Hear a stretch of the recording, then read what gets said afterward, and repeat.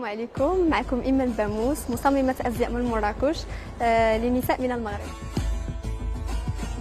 أنا خريجة كوليج لاسال بروموسيون 2022.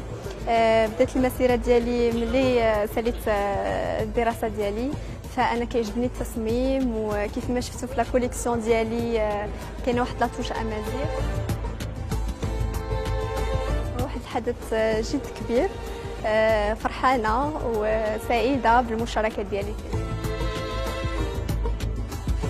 أنا ملي كنت صغيرة كنت كنتفرج فيه دائما كل سنة فاش كيكون في دوزيام، فكيعجبني داكشي قبل كاع ما ندخل نقرا. كنت باقا صغيرة قبل ما ندخل نقرا في الموضة، فكنت كنقول علاش لا انا شي نهار نشارك، وفعلا الحمد لله.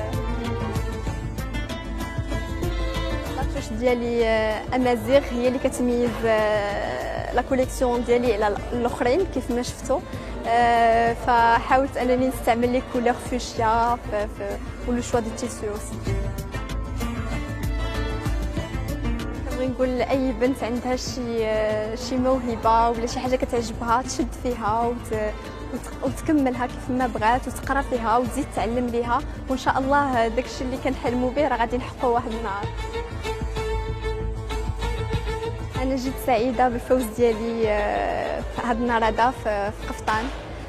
اولا كنبغي نشكر قفطان على المبادره اللي عطاتنا حنا كجون طالون باش نشاركوا، ثانيا في التتويج ديالي للفوز.